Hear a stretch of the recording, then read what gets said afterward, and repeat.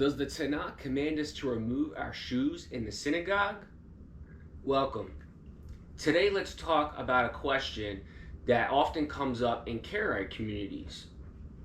Are we commanded by the Tanakh to remove our shoes when we enter a synagogue? In some places, people believe this is required, but does the Tanakh actually say so? Let's look at the common verses people cite, then see what the scriptures and Karaite teachers really say. So, in Exodus chapter 3, verse 5, Moses at the burning bush, it says, "Then he said, 'Do not come near here. Take your sandals off, for the place where you stand is holy ground.'" So this was a time when Moses came into the actual area where God was. And God explicitly commanded him to take off his sandals. So unless we have a situation like this, there's nothing in the Tanakh where it says that we have to take off our shoes to gather into a place of worship or a gathering. Now, if you're going to be going into somebody's house and they don't want you to track up mud everywhere, okay, well, yeah, you take off your shoes, yeah, in that situation. So it's based on local custom. But a synagogue or a public place, there's nowhere that it explicitly commands that in the Tanakh. Just like head coverings and yarmulkes that we talked about in another video as well. But we did talk about tzitzit, which I do have right here. So you can check out that video too about tzitzit to look at this and remember God's commands.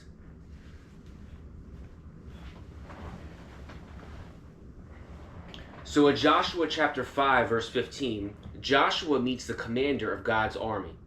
It says, "Then the commander of the Lord's army said to Joshua, 'Take your sandal off your foot, for the place where you stand is holy.' And Joshua did so." So some use these verses to say, oh, well, there you go. We must remove our shoes whenever we step into any holy place like a synagogue. All right, well, let's carefully look at the context here.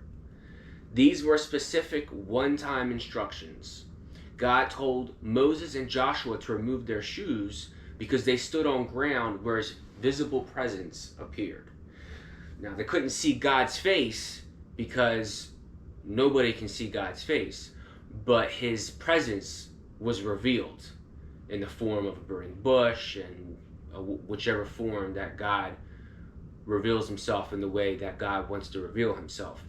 So nowhere did God say, do this every time you worship, or tell Israel to do this forever. There's none of that. There's no standing law for all people. I mean, when you search the entire Torah, the first 5 books of the Tanakh, you won't find a command that says you must remove your shoes to gather and worship. God gave Israel detailed commands for the Tabernacle and the Temple, sacrifices, priestly garments, ritual washing, but not shoe removal for the community. Even the temple instructions don't require it. Priests were told to wash their hands and feet before service. The priests. In Exodus chapter 30, verse 17 through 21. But the people kept their sandals on. So there's no command for Israel to remove their shoes before worship. Again. And the synagogue is not a burning bush or the temple. Now, I'm not saying that God could never or will never reveal himself in a synagogue.